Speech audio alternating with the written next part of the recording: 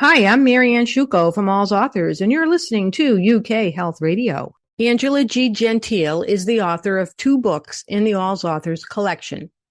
She came to us in 2016 with her book, Caring for a Husband with Dementia, the Ultimate Survival Guide, inspired by her experience counseling 8 amazing caregiving women. Her second book, Alzheimer's, Dementia, and Memory Loss, a helpful guide for caregivers, was recently published and was featured on our blog on February 10th. Her books have been referred to as a first aid kit for caregivers. A social worker specializing in geriatrics with more than 25 years experience, Angela currently works as a consultant to assist families on a dementia journey using a variety of modalities. Her career spans work in healthcare, private practice, long-term care, home care, and nonprofits, and she has written 7 books and countless articles, contributed to 2 books, and co-authored a mobile app for iOS called Dementia Caregiver Solutions. In this episode, we discuss the value of working with a social worker one-on-one to navigate the myriad of issues related to dementia care, how language affects discussions around dementia, the upside to using humor in caregiving, and the realities of canine cognitive dysfunction, also known as doggy dementia. Let's get started.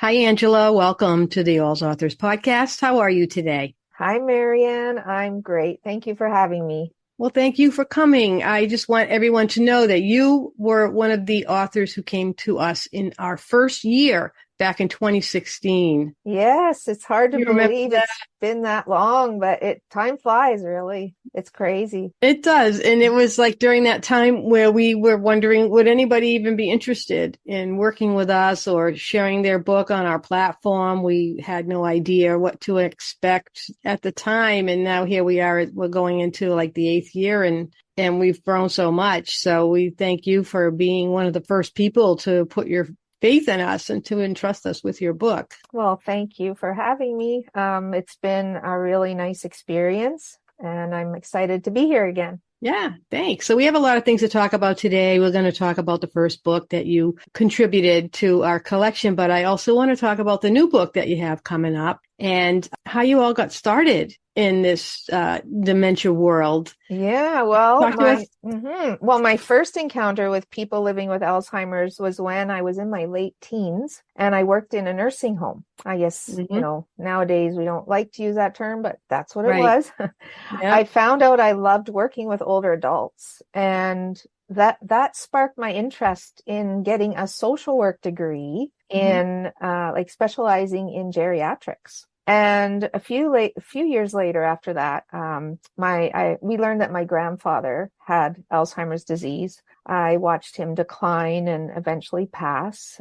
It was a difficult time for us all. And then a second grandparent also had dementia. And at the end, she didn't even recognize me. That was heartbreaking. And more recently, I cared for my late dog, Rocky, who had what I lovingly refer to as doggy dementia. Mm-hmm.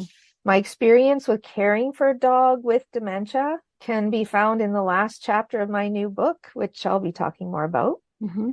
And I eventually found my way back to working with older adults in different capacities. My roles in the healthcare field included a social worker in a personal care home, a home care case coordinator, and a geriatric mental health clinician. I also worked as a private practitioner on and off throughout the years, and that's what I'm doing now. And my work in my private practice includes working with people with dementia and their families who are affected. Okay. So what do you have to offer, your clients? If I were to be a new client calling and asking for a consultation, what would I expect from that? So the main thing that I do is I offer emotional support, and I do a lot of different modalities of therapy. So I can do cognitive behavior therapy, I can do emotional, release, I can do the narrative therapy, I can pull out all kinds of tricks and tips and tools out of my little bag, I call it, to help people navigate through the system, navigate through their feelings and all their issues that they're dealing with and the grief and the caregiver stress that people are under.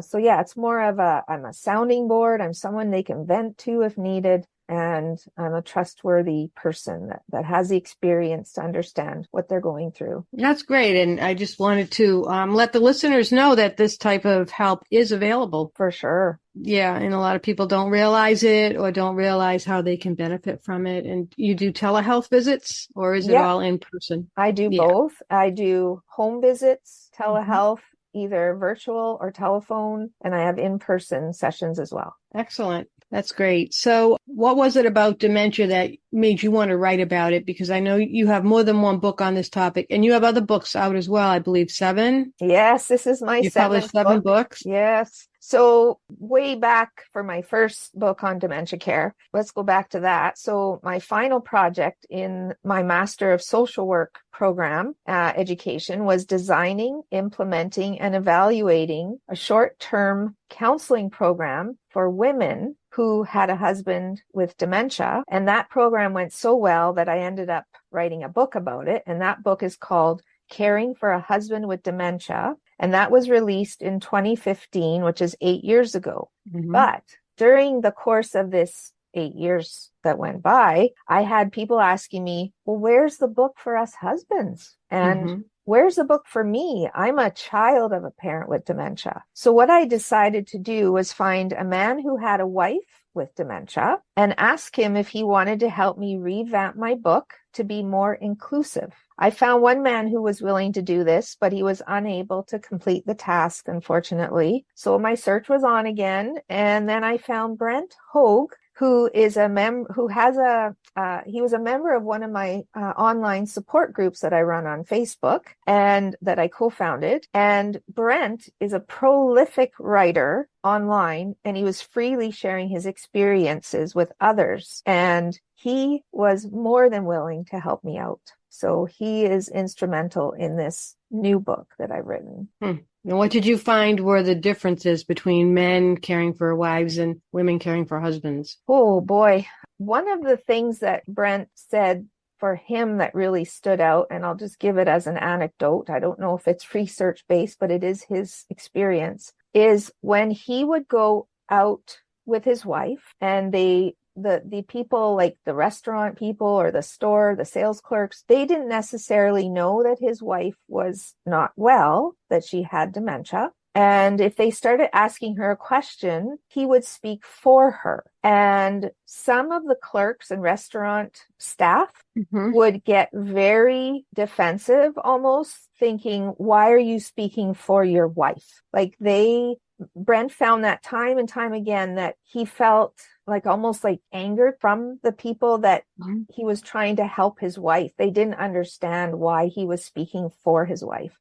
So he said that was one of the biggest differences that he's noted between women and men who are, trying to assist somebody with dementia. He said that he doesn't think that women would get the same kind of response if they're speaking on behalf of their husbands. So there's a few other things sprinkled throughout my newest book, which we're getting to, on his experiences from a male caregiver perspective. And because he's written so much and he's read so much, I really do respect his opinion on these things. That's really interesting. And I was wondering what other types of role reversals he might have encountered. Yeah, well, that too, like he said, it's harder for a man that has not cooked or cleaned or done laundry. He said it's really hard for a man to try to learn these things, even as a simple thing like putting on a brassiere. Like he said, those kinds of things are so difficult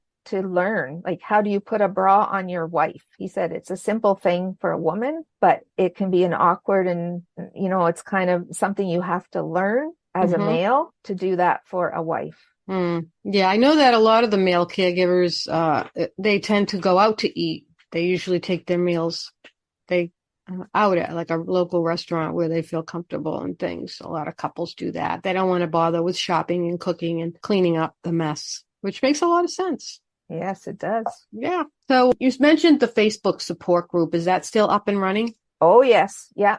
Tell us about that. Yeah. So with caring for husband with dementia, I just had to backtrack a little bit because in that book, there was a dementia consultant and educator, Karen Terrell, who really helped me with this first book. And we ended up making an app for an Apple product for iOS, for iPhone, iPads. We made an app called Dementia Caregiver Solutions, and it helps people deal with what we thought was the 25 most difficult but common behaviors that you might see in people with Alzheimer's or dementia. And part of what we needed to do with our app was we decided if you needed more help, you can reach out to us, which was one option, or you can join this support group on Facebook, because a support group will offer them so much more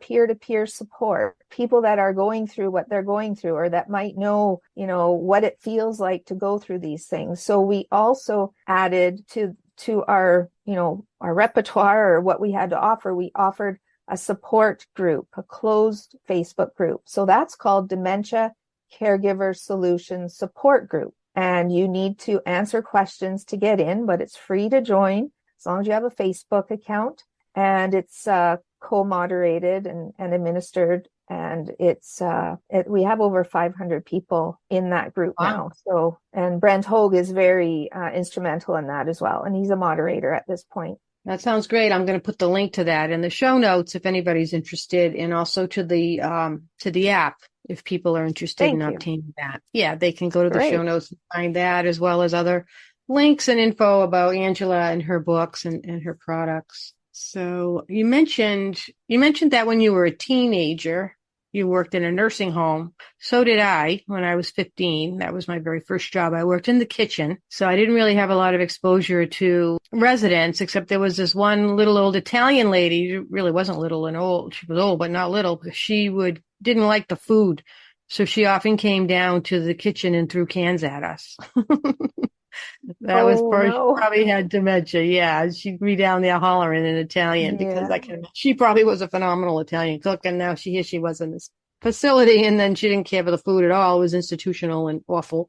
But I remember her, so I really didn't have a lot of experience working with people with dementia. So you did mention that you worked in a nursing home at a very young age. But what other experience have you had with nursing homes, home care, assisted living, any of that? Oh boy. I've had quite a bit. So my experiences with home care as a case coordinator helped me appreciate the role of not only a person working in a stressful, complicated, burdened healthcare system, which I actually burnt out from and wrote about that too, but it also helped me empathize with the families and the people who are affected by dementia and other related conditions. I learned that there are a lot of limitations with a Canadian publicly funded program, and the burden of care often falls onto the family. And I visited many assisted living residences here, and in Canada, they are very expensive for the most part. Not everyone can afford these beautiful, often luxurious senior residences, but for those who can, they are a great option. We have also seen private memory care options popping up, which is a higher cost alternative to our nursing homes or personal care homes, which provide the 24-hour nursing care. And I have worked in long-term care as a social worker, and I've seen some special behavior units for those who require increased security due to a risk of wandering or elopement. And there are locked wards and special wander guard bracelets that help prevent someone from leaving the residence and being exposed to the elements and reducing the risk of harm. Wow.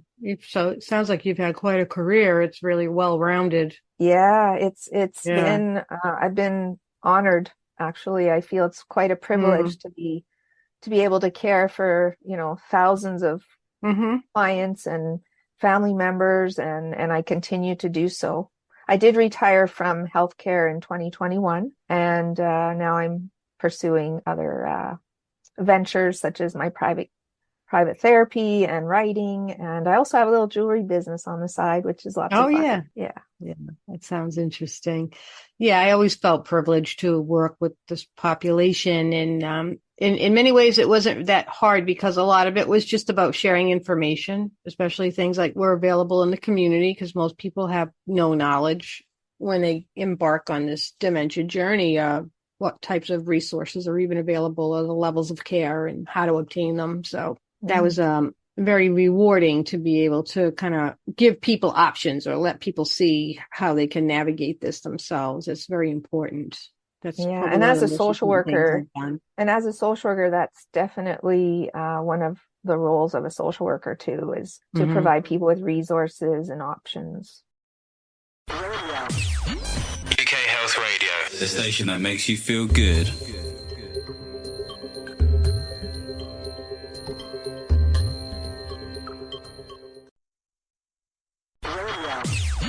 UK Health Radio, the station that makes you feel good.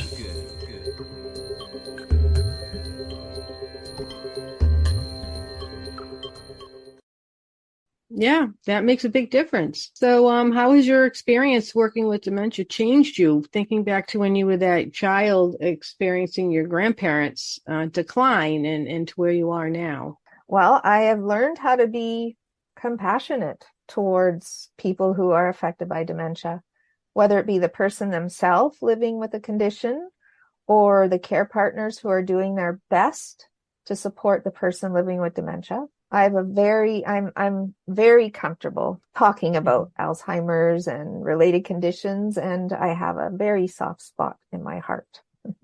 Yeah, me too.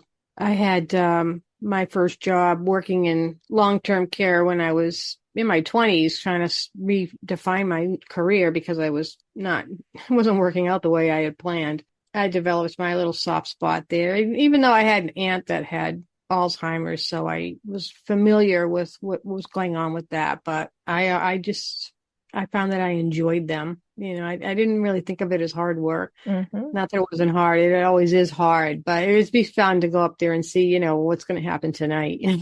We go up to the memory care unit, So yeah, that was a lot of fun. Have you done any advocacy work other than the writing or your support groups and things? Have you done anything like with legislation or that type of work, Alzheimer's Society? Yeah, I haven't done any legislation work, but years ago I did volunteer with the Alzheimer's Society as a support group facilitator, and I learned a lot about how caregivers struggle and how they benefit from sharing with each other. And my work with the healthcare system helped me flex my advocacy muscle, as there were many times I had to advocate for families or at least coach them on how to communicate with the nurses, doctors, administrators, or others in the system to help get their loved ones' needs met. I've seen too many instances where the family or caregiver is ignored or dismissed, which is very wrong. Ageism is rampant in healthcare, unfortunately. And more needs to be done in terms of recognizing caregivers as a very important part of the team when caring for a person with a neurocognitive disorder. They're often a hidden patient, and we need to make sure that their needs are met as well, because caregiver burnout is real and it can be prevented with the right supports at the right time. And I also help raise funds for the Alzheimer's Society, which I'm holding a book launch for my new book, and I will be raising funds for Alzheimer's Society. That's great. Yeah, I like what you said about the caregiver often being like the unseen patient or the second patient in the equation, and are often overlooked. Ageism is rampant, but so is sexism. Yes. Yeah. And most of the caregivers are women. And the most important thing to be as a caregiver is to be an advocate and an ally for the one you're caring for, which can be challenging for a lot of people. Yes, unfortunately. Yeah. So we recommend people keep notes. It's always a good idea to have a journal or some kind of notebook where you can write what's happening and be able to bring that with you on appointments, so you can share that information with doctors and practitioners, so things don't get overlooked. And I know a lot of times you feel like you're rushed when you go into an appointment. They only have like 5 or 10 minutes for you. And by the time you finally work up enough nerve to bring up your concerns to being ushered out the door. So it's important to be prepared when you go in for an appointment. Sure. Yeah. Definitely. Yes. Definitely. So tell us a little more about this new book that you have coming out. Right. It just came out, right? Was it published yet? Yes. Yeah. Yes, it is published and launched, and I'm really excited about it. So my newest book, Alzheimer's, Dementia, and Memory Loss, A Helpful Guide for Caregivers, was self-published through Amazon KDP, and it's a nonfiction educational self-help style of book. It's also part workbook. There are 210 pages, which includes 21 chapters, and it's available in both paperback and ebook for Kindle. And my newest book was written to be inclusive of all genders, and I use the terms they, them, and their to refer to all gender identifiers in both the singular and plural forms. And this is to lessen the complication of needing to use him, her, she, he, etc.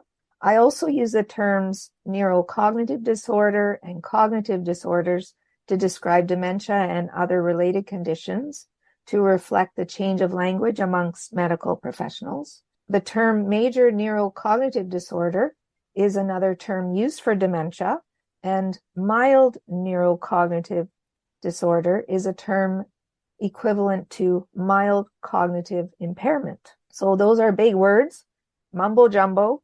But I think it's good to introduce these. If you have not heard of these terms before, I think it's good to see them in writing when you're reading the book, so that if you do hear these words, you'll kind of have a little bit of an understanding of what the health professionals are talking about. The book is divided into 4 parts. Part 1 is the introductory information about cognitive disorders. Part 2 is emotional considerations. Part 3 is practical tips. And part 4 is special considerations. In part 3, the coping with difficult behavior, which I mentioned earlier, is comprised of a whopping 45 pages, providing the caregiver with information, tips, and possible solutions to dealing with 25 difficult yet common behaviors seen in dementia. For example, some people with dementia do not want to have a bath or shower. There are many possible solutions to try, such as try to determine the reason the person doesn't want to have a bath or shower and then alter your response or your actions. Try to keep the bath or shower routine as close to their usual habits as possible. Example, a shower in the morning or a bath at night. Have someone else suggest the person has a bath, or remind the person how good it felt after having a shower last time. I also provide a tool called a behavior management worksheet framework, where you create a form that has 5 columns. On this form, you record the date, time, triggers, what was tried, and the outcome. And this worksheet can help you determine what works and what doesn't work. And at the end of many of the chapters, I provide sections to write down your answers to some of the questions I ask you to reflect upon. Some prefer to use a separate notebook or journal, and others leave the answers there for other family members to read and consider. So I like that part of it where, you can share it amongst other family members. If you have a team of caregivers, that would be really helpful. It sounds like there's like a lot of grounds for discussion as well, raising sensitive topics. People don't necessarily know how to talk about. So that sounds like the book would be a catalyst for that. Yes. And I have this feature in the first book as well. And I've heard it's helpful. So I figured I better keep it in this book too. Yeah. No, I think that works. I think that's great. And I also like, your use of language, trying to, in dementia care, since I've been doing it since I started my book. We'll go back that far, 2001, when I started writing a book about Alzheimer's. Just the language used in trying to describe dementia and dementia care is just always changing. It's evolving. So they used to say people were senile, or they had like hardening of the arteries and things like that. And it was just a natural evolution of old age, which we know is not true. And now, like with you bringing up these new terms about neurocognitive disorder, that really kind of helps to even clarify things even more, because many people are confused about the whole concept of dementia and Alzheimer's, and don't realize that dementia is the umbrella term, and Alzheimer's is the most common form of dementia. And Alzheimer's and dementia may not be the same thing, because there are other types of dementias that are not Alzheimer's and have different symptoms. So I think that it's helpful that you've used these new terms in the book as well, and the gender pronouns, which have become very important. And as an author, it really helps. It makes it easier for us when we use the they, their, them pronouns rather than, his or her, or his/her. That gets to be cumbersome at times. It just seems to make a lot more sense and flows better and addresses everybody's needs, because we're not, people and families with dementia they run the whole span of everybody. So that's great. That sounds wonderful. I wish you success on the book. It is being featured, or it was featured on the Al's Authors blog, February 10th, just a few days ago. So I think that you can go there. I'll leave the link in the show notes so people can read the blog post, and the one from the book before. That's also in the show note. Are you able to read to us a portion of the book? Do you have an excerpt prepared? Well, I was thinking I would share from the humor chapter. Okay. So the chapter, Brent Hogue had said that in the first book, I kind of missed the boat in terms of humor as a coping mechanism. So I said to him, well, hey, why don't you write a chapter on that? So, because he's big into using humor as a coping mechanism. So he did. There's a whole chapter on humor. The chapter is called Lighten Up, Humor as a Coping Strategy. And he shared one of his, it's like a little vignette, a little story about him and his loving wife, beautiful wife, Sally. And I will read to you on page 70, his little story. Okay.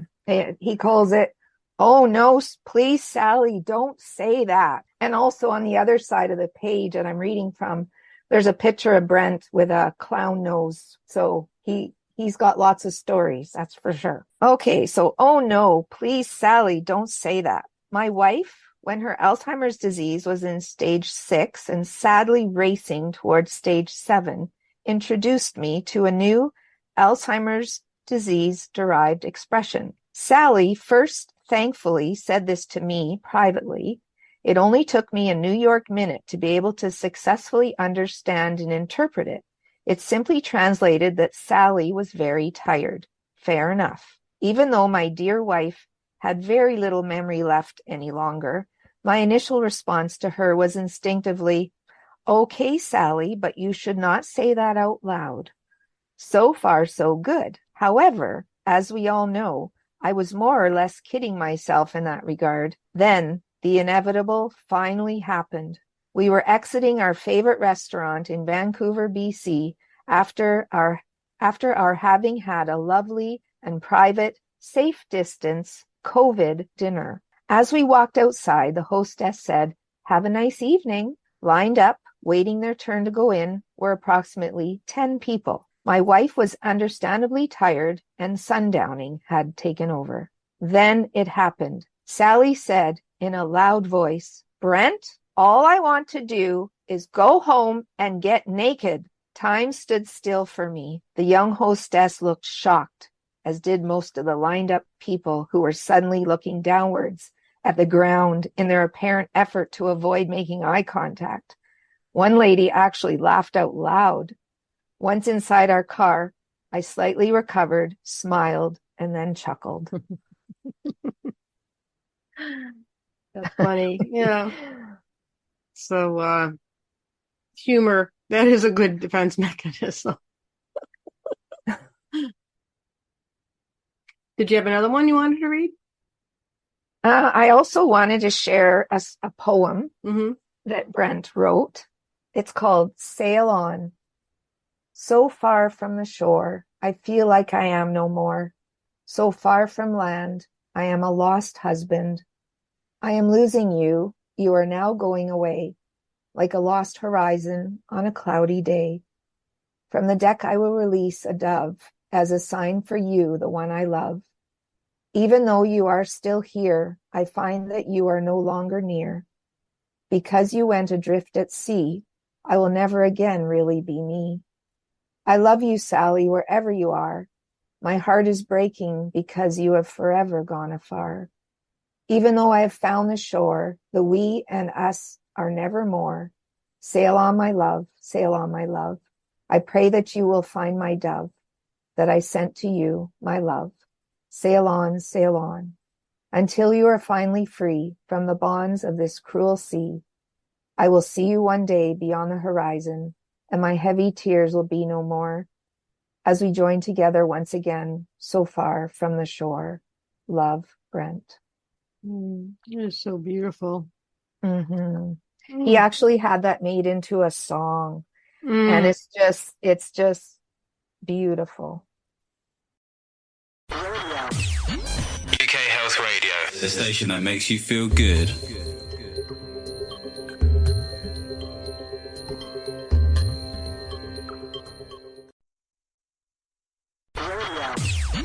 UK Health Radio, the station that makes you feel good.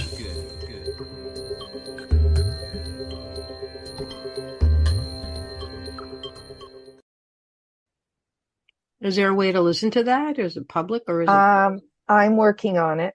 I have to work with the publishing agency. I'm communicating with Brent right now about that. So fingers crossed. Yeah, that would be great. Let us know if that comes, because I think people might want to hear the song. It's beautiful. Yes, it has been. Beautiful. Yeah, it has been heard by people because he can pass it around privately, but I don't know. It's not available publicly as of yet, but hopefully soon. That sounds wonderful.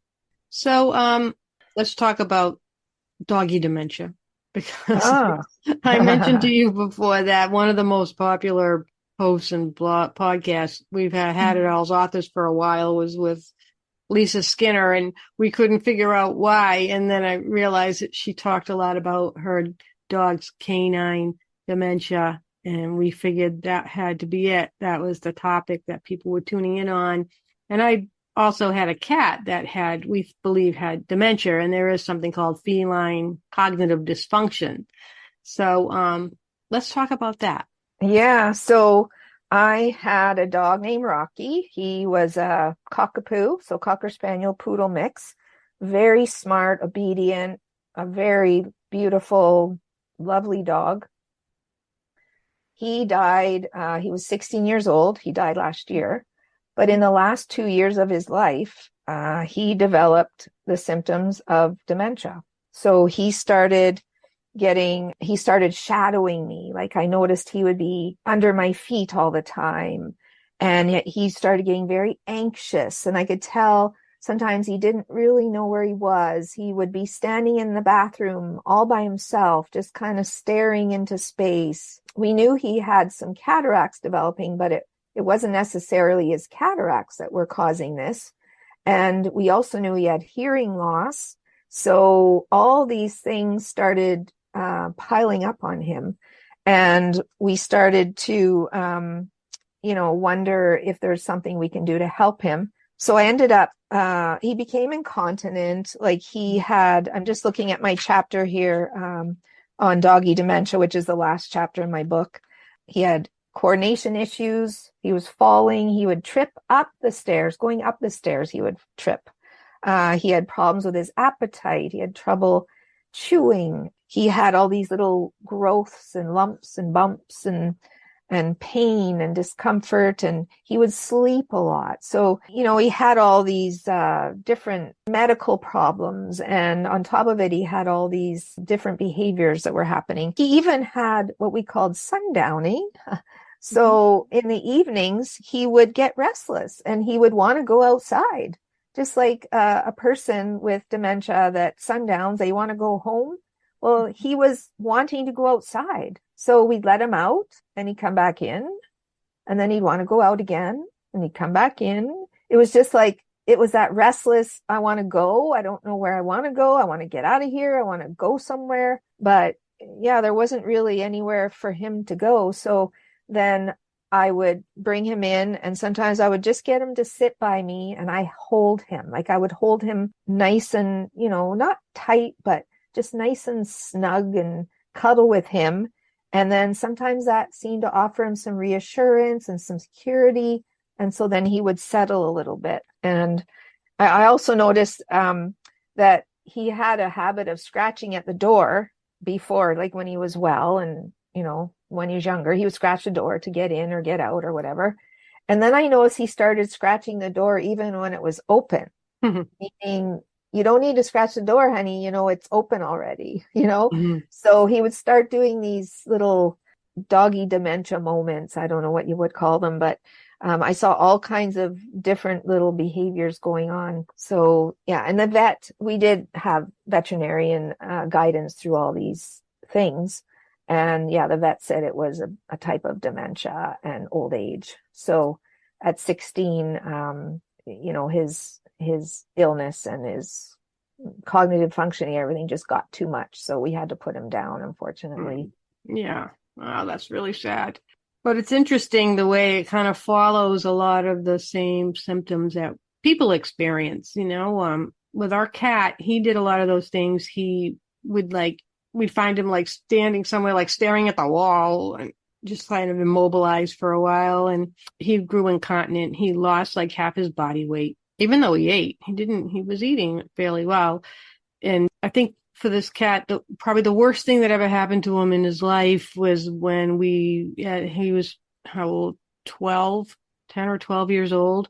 And my daughter brought home another cat, a young cat. He never recovered from the intrusion of this second animal in the house. They never got along.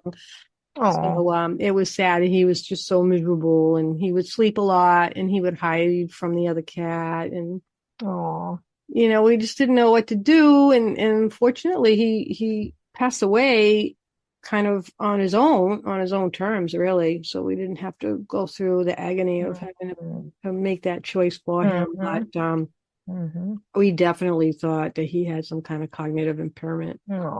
So, our animals, they can also have these illnesses as well. Yes. Take care of them too. Yeah.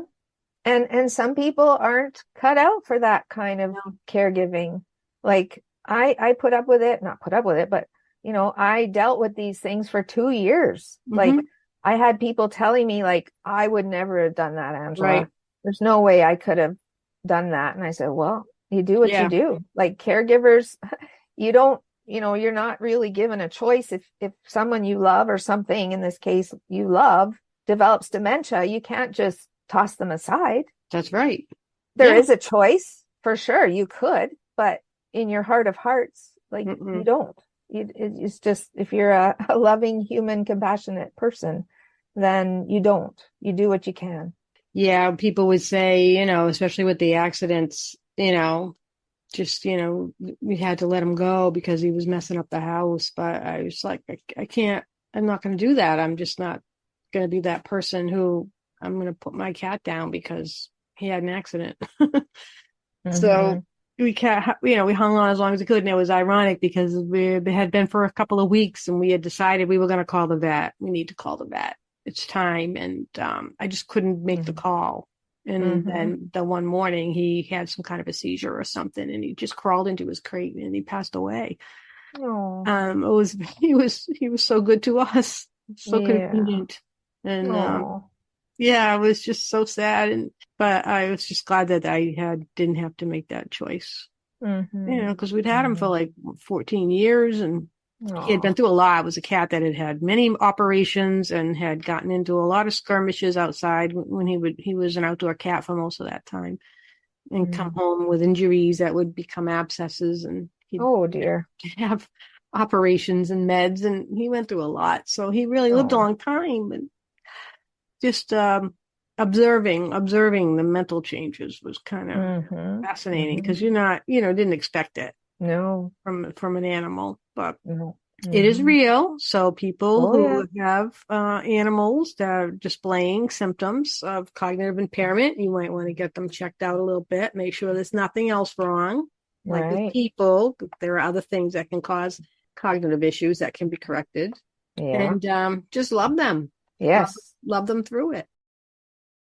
How have readers responded to your books? Well, my earlier book on the subject, Caring for a Husband with Dementia, is one of the 7 books I've written and is by far my biggest seller. Maybe it's thanks to you guys. Hope so. As of this date, I have 50 ratings on Amazon with an average of 4.5 stars out of 5. So I know that this book has been helpful, and I can only hope my revised and expanded version, this new book, Alzheimer's, Dementia, and Memory Loss, will also be helpful and receive reviews as good as the first. And on the back cover of the book, I indicate that this is a first aid kit, and it will help you address many concerns and questions you may have. And it has been dubbed the quintessential survival guide for caregivers. And some say that because I am a clinical social worker and therapist, that reading my book is like having 1 year's worth of counseling for a tiny fraction of the cost. It can be empowering and help give the reader concrete answers and solutions. They don't feel so alone in their experience. And I always say it's the unknown that's the scariest. And this book helps with mapping out what may be coming and how to deal with what is facing them now or what the future difficulties they may encounter on their caregiving journey. My words and words of others who have been there can help the reader put words and feelings down on paper to help define, validate, and normalize their experience. Learning how to externalize dementia can be a monumental and helpful change in thinking. Learning how to communicate differently by using therapeutic reasoning or little white lies known as fiblets can also help avoid conflict and repetitive distress. Learning how to improv, right? We call it improv, can help alleviate the confusion and the agitation for the person with dementia. But there is a bit of a cautionary note because my book is not, both of them are not always an easy read for some people because I take the care partner from coping and dealing with the earlier signs and symptoms of dementia right through to the end stages, including how to manage difficult but common behaviors, long-term care placement, and grief and loss. Some chapters can be left for another time, and this bedside Bible, as termed by one woman, can offer much needed comfort and support when needed. One of the overall goals of this book, and both of my books for that matter, is to encourage caregivers to keep themselves healthy mentally and physically, because as we know, if a caregiver is not well, then it results in 2 people who need to be cared for. So true. So where can people find your books? So my books are available worldwide on Amazon because I do publish through Amazon KDP.